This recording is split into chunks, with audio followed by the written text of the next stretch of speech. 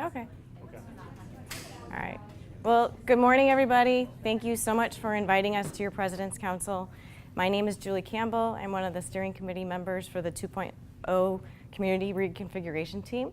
I'm a mother. I have two children. One's in 5th grade and one's in 3rd grade. And in the interest of full disclosure, so there's no conflicts here, I am a Ravinia parent. So understand that information coming from me is coming from that kind of potential bias, but please, there is no bias. And this is? So I'm Art Kessler. I'm also a parent. I've got a son who's a 7th grader at Elm Place and another son who's a 4th grader at Indian Trail. I grew up in Highland Park, went to Braeside, went to Edgewood. My wife Wendy is the PTO president at Indian Trail. Elaine, my cousin, is the PTO president at Edgewood. So I've got lots of deep roots in Highland Park and was excited to be on this committee because we all want a good solution out of this. So the goal of this meeting is really to educate everybody about two major things, the current financial status of the district and then the educational impacts that different programming can have in terms of these configurations. We want to be very forthright with everybody. There is no one reconfiguration option right now. We are still working on different concepts. We're still looking at ways to manipulate different buildings. So at this time, it's not like we're trying to tell you this is the way to go and this isn't. We just want to get everybody to a place where you understand the different issues that are out there and the different options that are out there educationally. And so we also need your feedback. So if there is something that you have questions about or concerns about, this is what we need. This is the two-way dialogue is what we're looking for. So that being said, let's get going. So our mission is to present viable reconfiguration options to the Board of Education and we're trying to use community feedback to get to these options. It's not like just us coming up with it. It's everybody coming up with these reconfigurations. So we did school tours. Not all of us were able to do it at the date that was selected, but many of the team was able to visit all of the schools or most of the schools. So we were able to see some issues with schools. Like here, you might see some writing on this slide. So it's showing that, well, Northwood Band Orchestra Room is really capped at 40 people. So that's kind of an issue. So as we took pictures, we kind of made notes about the things that we thought were potential problems. We have a communications team, our committee, and we have a website, 112information.org, and we also have a Facebook page, Reconfiguration 2.0 Community Team. We encourage you to go to these sites to get information about what's going on with 2.0 and what direction we're going in. And as well, we want you to go to these sites to give us feedback. We want you to contact us there with your questions and your concerns. So please direct people within your schools to those sites as well. There are a lot of other Facebook sites out in the community right now that are posting different information. That is not information that's truly vetted, so I highly recommend that if you really have questions or concerns, that these are the sites that you go to. Because if we don't actually know the information ourselves, we'll go to the cabinet and ask them to help us provide the correct answers to you. Our timeline is somewhat up in the air at this point. It's a very fluid process and trying to, do everything correctly and make sure that we're vetting all of the options fully before we make any decisions. So, we're progressing along, and we had a long discussion with the board last night about incorporating the board into some of these discussions so that we can actually build upon the work that they did for the many years before, because all of the work is very valuable work, and so we need to give credit to anything that's already happened and credit to what's going to happen going forward. And a lot of that credit has got to come from you guys because we want your input. So I'm going to turn it over to Art, who is on our facilities. We have 4 committees. Julie mentioned the Communications Committee. We also have a Finance Committee, a Facilities Committee, and an Education Committee. The Finance Committee, their first role was to take the district's finances and scrutinize them to every level of detail and model it out so that we could see what the current state is and where we're headed, and as we change things, what the results would be. So we worked with the cabinet to to create a model of the finances. And these are the assumptions that went into it. There's lots more than this, but these are the basic assumptions. So the first 5 assumptions, I guess, are the assumptions that really drive the problem that we're in. So salary growth of 2%, CPI growth of 1.8%. Clearly there's a mismatch there. Health insurance growing at 7%, stepping down to 6% after fiscal year 23. And then all the capital expenditures from the Green Report and the HLS report. HLS is health and life safety. Those are all the things that make the schools a safe environment for the kids. The state comes in and does a health life safety study every 5 years and makes recommendations or actually mandates as to what we need to fix in our buildings. So we have a list of capital expenditures that need to take place on every single building for those 2 buckets, which are the life cycle improvements, or life cycle repairs. So like a boiler is going to break every 20 years and you need to replace it hopefully before that happens. And then we took all of those, inflated them by 3% because that study was 3 or 4 years old, brought that up to current time, then added in $1.5 million per year, which is for things that break that you don't necessarily anticipate, like the water main at Edgewood. Then going down further, we have an assumption for new construction in Highland Park, which is going to go up at a rate of 0.5% a year. That drives your revenue up. And then we have interest income built into it. But the last 3 bullets are really what we would like to see come out of a referendum. So things like full-day kindergarten, and Julie will talk more about that. 20 sections versus 18. BDR3 is an assumption of 18 sections across the district. Currently, we target 20. We're actually above that because of the inefficiencies in staffing. So we wanted to model out what would this look like if we maintain 20 sections.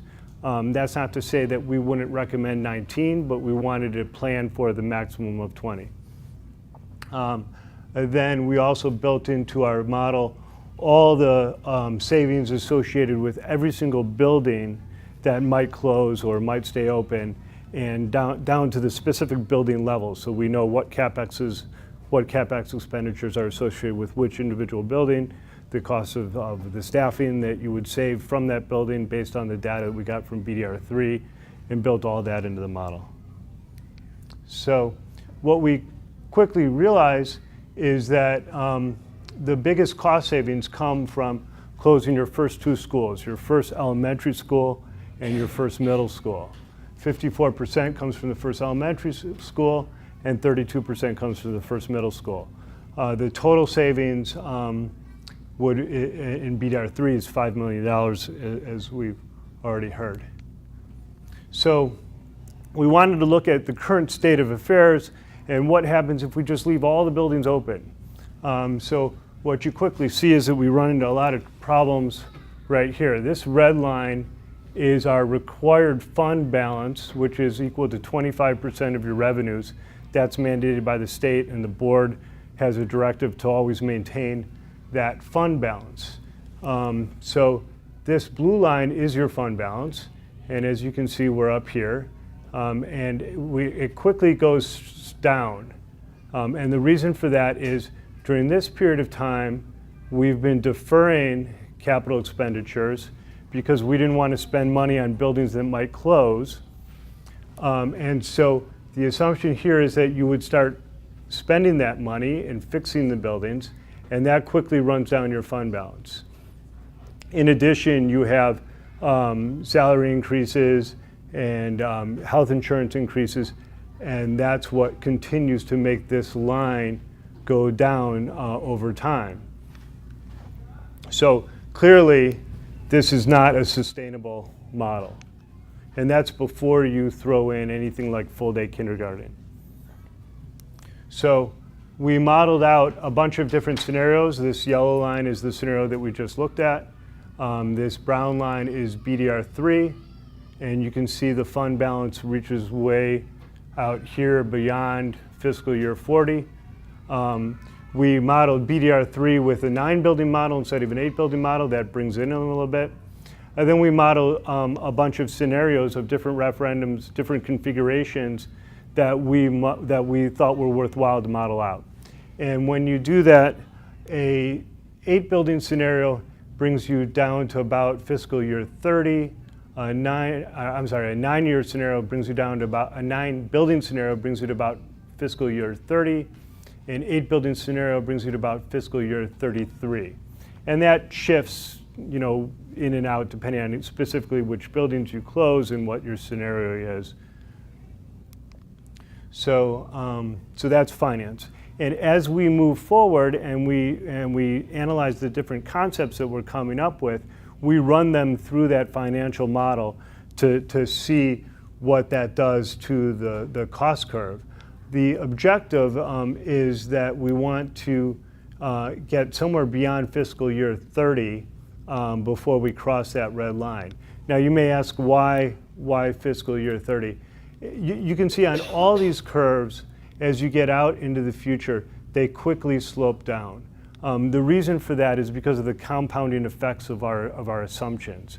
So when you go further and further out, the effect of the assumptions that we're making start to compound on each other, and you get these unpredictability the further out you get.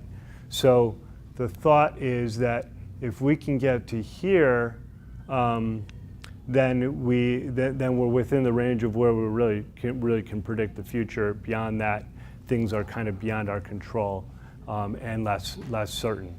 So there's more, and we have more time to prepare for it and deal with it. And our assumptions, by the time you get out there, probably will have changed, and those curves will look differently. And I am the liaison for the Education Committee. So I have gotten a wealth of information and knowledge to now spread to you, which I hope you then spread to the masses. The Education Committee is committed to looking at these items right here. So should full day kindergarten be included in our reconfiguration concepts? Do we focus on a 2 middle school, concept? We agree with the notion that we want to try and shoot for 20 sections per grade, but we are willing to look at can we manage 19, because there is a cost savings if you can cut down a section or 2. We recognize that 2-section schools do pose problems educationally in terms of cohort size, class size guidelines, and we'll go into that a little bit further as I get to another slide. We talked with facilities and came up with the idea that the ideal classroom size, if we're going to build anything, should be shooting for around 750 square feet.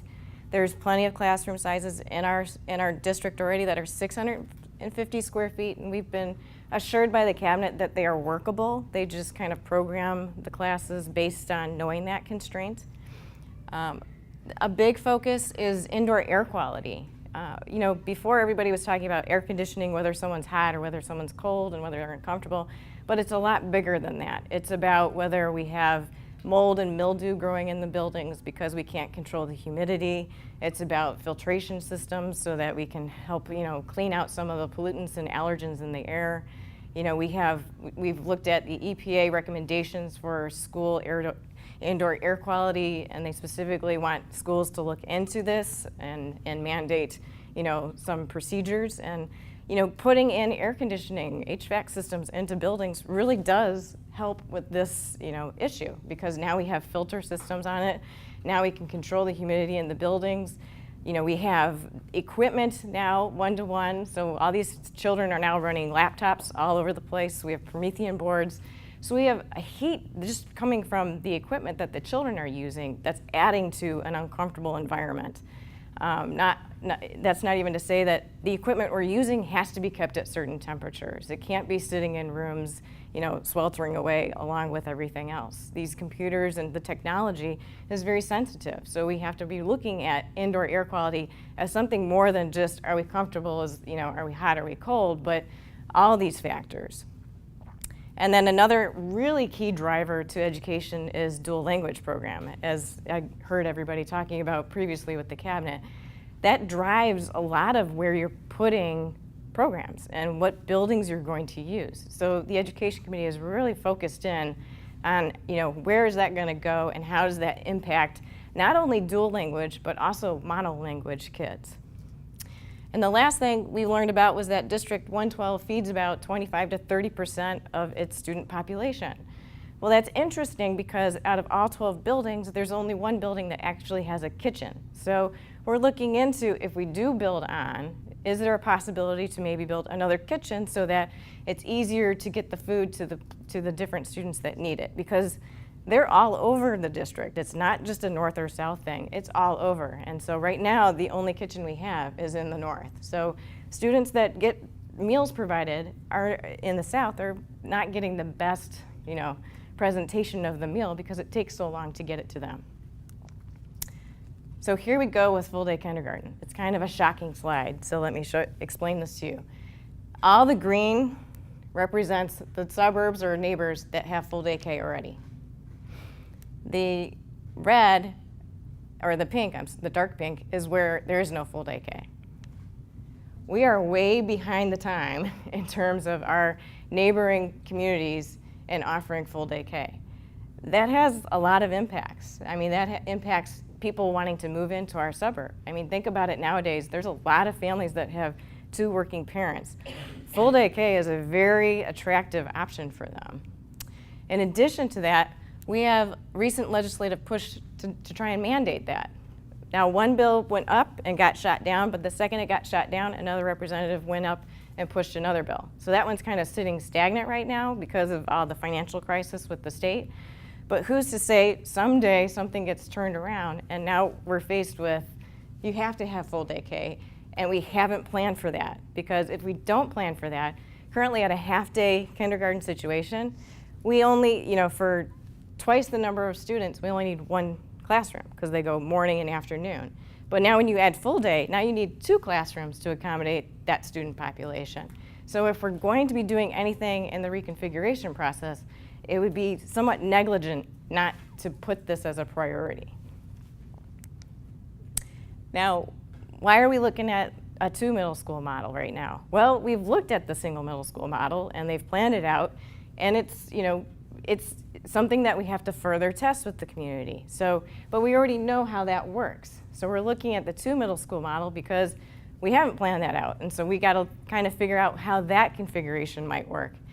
Art was showing you how we can't maintain a 12 building system because we're going to plummet come, I think it's fiscal year 18 or 19, after doing all of our expenditures. So 3 is not an option because it's not financially sustainable. 1 we've looked at, so we already have the information on that we can rely upon. So now we're looking at 2. Well, is 2 a beneficial situation educationally? Well, actually it is. 2 middle schools, when we bring and consolidate our students, it helps in a couple of ways. First, you're creating larger student cohorts, so there's more ease. They have more ease of identifying like-minded peers, and there's an easier way to differentiate them in certain types of, math or English. Now you have more of those students, so you can offer a little bit more specific differentiation. So that's a benefit for our students. Now you might say, well, what about the teachers? Now they're teaching more kids. Well, actually, it can be a benefit because when you have too small of a student population, that 6th grade teacher can't just teach 6th grade. Now she might have to teach 6th and 7th grade. And that's kind of, you'd be like, well, what's the big deal? Well, you're teaching different information when you're teaching across grades. And the additional fact that we learned from our cabinet and this resource at the bottom, this we believe keys to educating our young adolescents. that's like the Bible in terms of all middle school, pedagogy. So we relied on that in coming to the conclusion that it actually benefits the teachers, because now in our current system, they do 9 periods. And under the contract, the teachers teach for 6. So if they can teach that same subject for 6 periods, that's a benefit to them, because now those 2 remaining periods, they have time to block, it's a block time, and they can collaborate with the other teachers in that same grade level. So now if little Johnny is great in math and he's a great student and being well behaved, but then he goes to reading and or LA language arts and he's like acting up, the teachers can say, oh, well, you know what teaching style really works for him? I have him in math and it's working out really great. So there's a lot more ability to collaborate and really identify, strengths and weaknesses in teaching styles for the different students. In addition, when they have that block time where they can plan, now you can have a subject like, I don't know, if you want to start a business, okay? You can work on that in math and do your budgets. You can do the math in terms of the budgets. And now you can push it over, you can cross curriculum, go into English and say, oh, well, now we're going to do the advertising, we're going to do the media, they can go all throughout their different curriculum working on the same concept, but in the different types of specialties. So it actually adds to their learning potential. So this slide is really informative for everybody. So here is a snapshot taken from this year's 6-day count, and it's for first grade. So this shows you whether or not we're actually utilizing our classroom space, right? This line up here is the Board of Education current maximum class size for K through 2. So it's 23. And if you'll notice, not one single classroom is actually up to that classroom size guideline. And in fact, we have several of them that are really low, 15 in each, 14 in each, 16's over here. The 7 is actually like the one-way immersion, so that's kind of an outlier in terms of population. But what concerns us is, especially in these dual language programs, where you have a functional 3-section building, because you're putting dual language, one section of dual language here and one section here, you've now turned these into 2-section buildings where we have issues with, small cohort size. So we want to actually be looking at more 3- and 4-section buildings, because now you have more kids in that pool, more kids that actually can find like-minded peers. If you have little Johnny on the playground and he has a hard time kind of meeting people and adjusting, now he's got a little bit more opportunity, because instead of in the 2-section building, right here you have 30 kids, if you actually could get it up to a 4-section building, now he's got 80 kids to hang out with and try and find that like-minded peer. And that goes along with differentiated learning. So here, when you have these small numbers, you don't necessarily have the ability to really focus in on the differentiation. But if you have the larger number over here, you could be, pushing in or pulling out, whichever way you want to do it, to really target the areas that the kids are strong at or weak at. So it gives you a lot more programming options when you steer away from these 2 sections and try and get into the bigger sections. And so that's why we have issues with Ravinia and Lincoln, and Braeside is kind of like a 2-3 section building. It's not like a full out 3-section. So how can we address these 2-section buildings?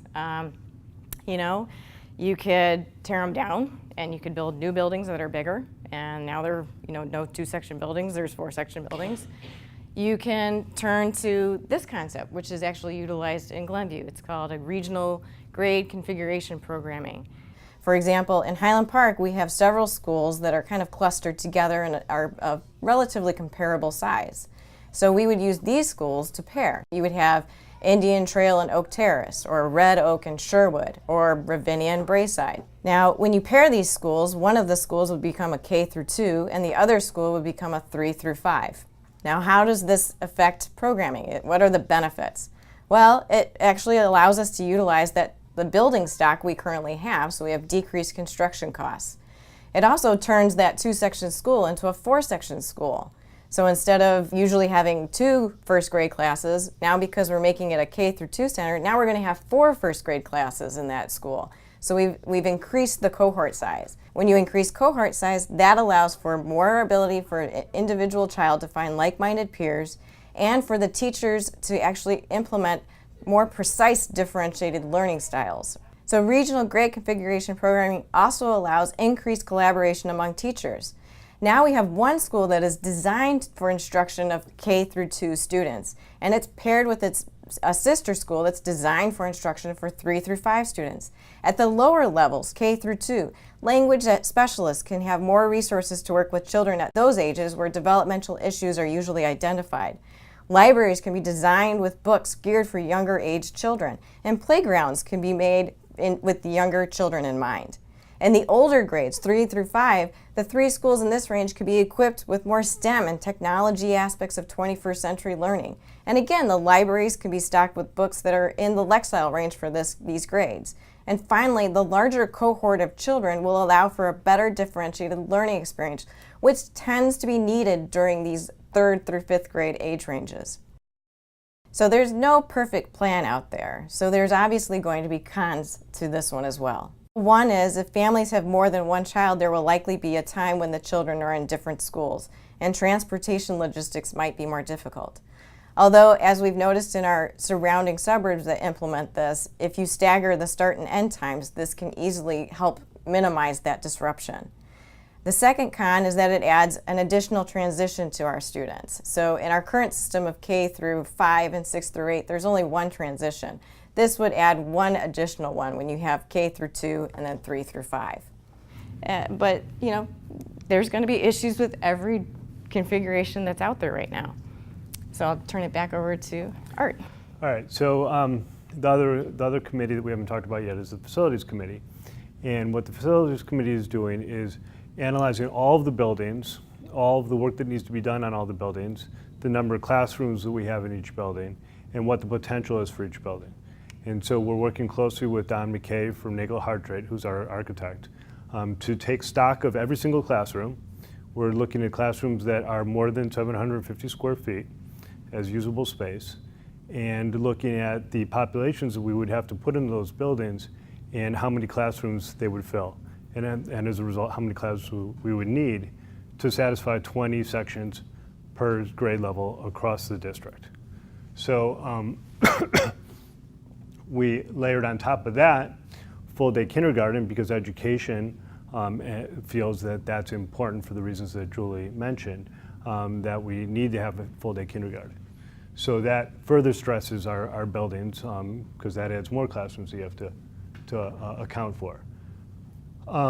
So we came up with a bunch of different configurations that or I should say concepts, that we wanted to test against these different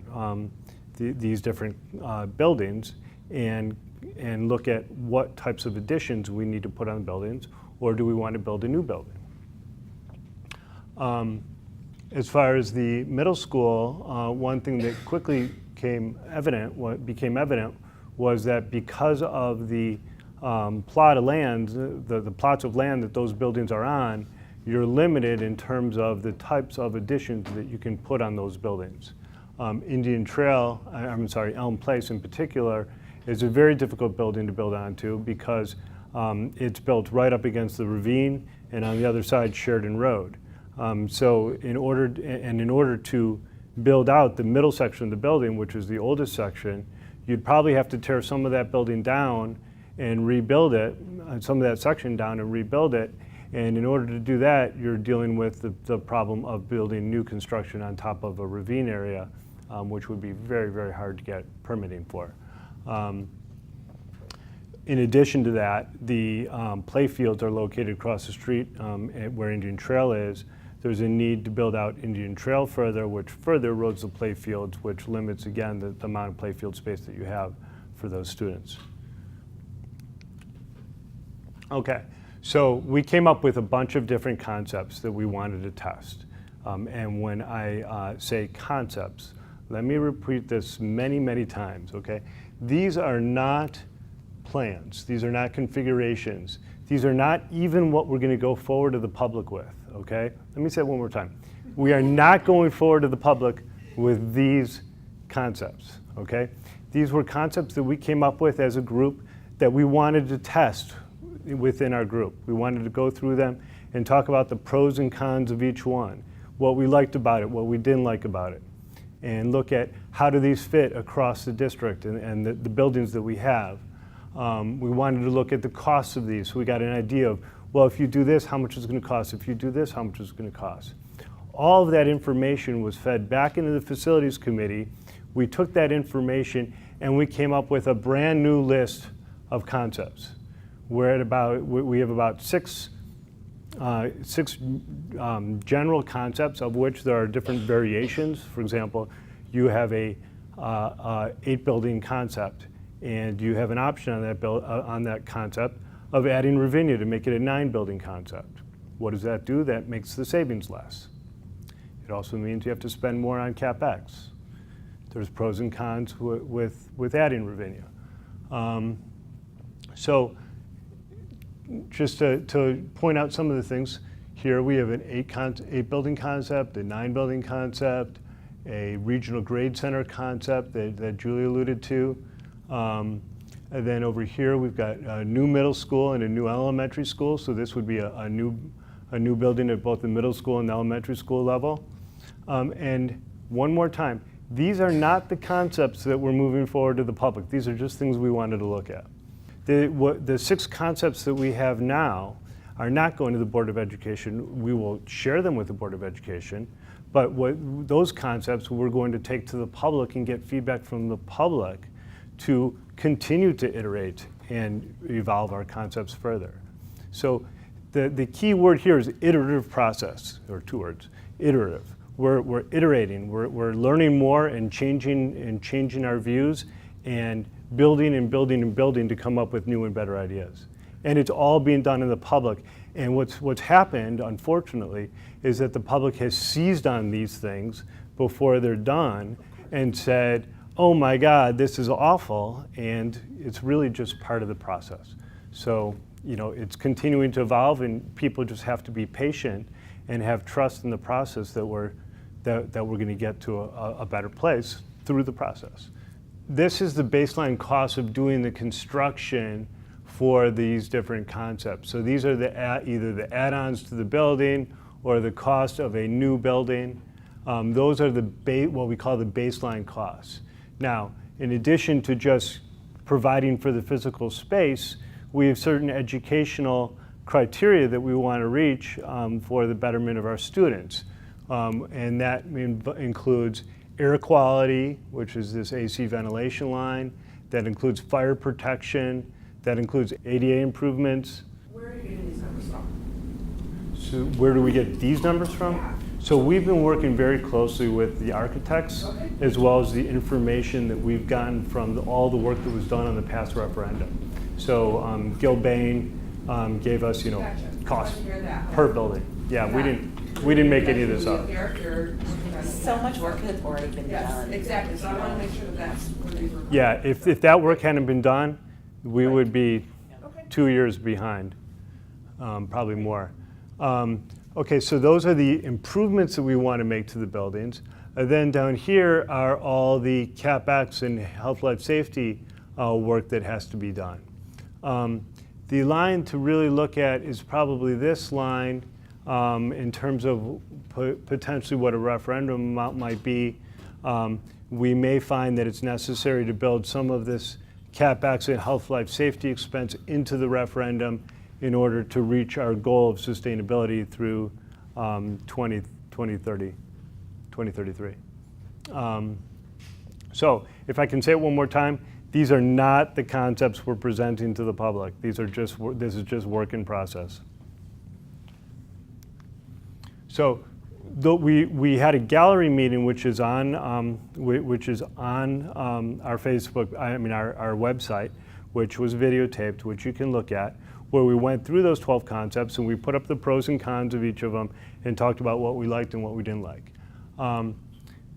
There was very limited support for a new middle school at Elm Place because of the construction issues that I talked about. There was almost no support for a middle school at Indian Trail, to replace an Indian Trail with a middle school instead. We had talked about a concept where we would create a kindergarten or early childhood center, which would be one school, like a magnet school for that grade level. The reason that came up was because when we thought of that idea, we didn't think there was enough room in the elementary schools to put that in all the elementary schools. We later learned that with limited additions to the schools, we could indeed disperse that out, and so that idea fell by the wayside. What was supported, putting a middle school, keeping middle school at Edgewood or Northwood, that was a scenario that people liked. People were in favor of things that cost the least and had the least amount of disruption. Strong desire to maximize the number of 4-section schools for all the reasons that Julie talked about, which is why 2-section schools are bad. Concepts with a new elementary school in the southeast of Highland Park.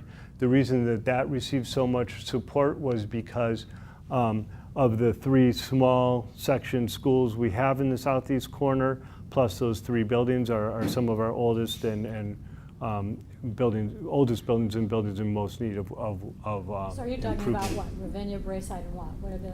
Ravinia, Lincoln, and Braeside. And Lincoln. Yeah. So those 3. Okay. We talked about the regional concepts, the regional grade center concept, which gained a lot of support, partly because it eliminates the 2-section schools. And then in our conversation earlier today about BDR3, we talked about how you're going to put a lot of students into Edgewood, and so expanding Northwood with new construction or a large addition gained a lot of support so that we could relieve some of that pressure off of Edgewood. So what were the things, this is kind of repetitive, but some of the things where we had mixed feedback was 2-section school, some of the schools, sometimes a 2-section school was listed as good and bad. People liked it because it was their school. They thought that a school should be in that section of town, but on the other hand, it's a small section, it's a 2-section school, and so that's bad. Grade centers, where they appeared as just one part of town, was listed as a negative thing. So if you're just going to do grade centers in like Red Oak and Sherwood, but not in the rest of town, people didn't like that idea. People were very keen to identify where the dual language program would appear in each of these concepts, because that drives a lot of other things like feeder patterns to middle school. And then we also looked at putting a middle school at Red Oak, and that received moderate support. So we took all of that feedback that we learned from looking at these different models and built them into 6 completely new iterations, which we're now ready to present to the board. There was we wanted to identify in each of the plans where dual language would go, what schools they would go into, because that is a heavy driver of your feeder pattern into middle school. So you just have a certain number of students you can put in each middle school, and you don't want to split up students coming out of one elementary school. So how you allocate those 6 or 7 sections of dual language between the different schools is a big driver of those feeder patterns.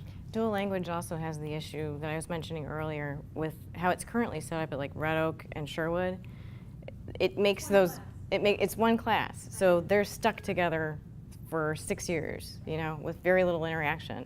So, you know, the board through BDR3 wants to make magnet centers, so there's more, you know, kids in that pool to find peers and to work with differentiated learning. So that's one way to address dual language. You know, dual language, you could also address it in the grade configuration programming where, you know, when you put it down to a K through 2 or 3 through 5, now you increase the number of dual language in those grade centers. So let's talk about the path forward from here, since we only have a few minutes left. The next step is to go to focus groups and get feedback on the concepts that we've come up with. That will inform us to draft our survey, which will go out to the public. That survey will give us further feedback, and then we will refine the concepts further. Then we go back out to community engagement sessions where we'll invite people in and share with them where we're at. Ultimately, what gets presented to the board is not going to be the decision of the 2.0 team. It's really going to be the decision of the public in terms of what there is support for or what there's not support for. We're guiding the process and we're helping to educate everybody as to what is going on in the district. But ultimately, it's not going to be, Julie or I who are making the decision, or anyone on the 3.0 committee, 2.0 committee. Well, we're going to generate recommendations to the board. Ultimately, it's going to be the board's decision as to what to move forward or if to move something forward to a referendum. Thank you for letting us come, present. I hope this was informative. I hope you have a better understanding of the financial issues and the educational programming that we can use to put into the different buildings, and it changes the way that the configuration plays out. So again, questions, concerns, go to our website, go to our Facebook page. We really do try and get back to you within a day or two. That's the real information, and and when we don't know something, we research it and we try and get you the right answer. Thank you guys so much.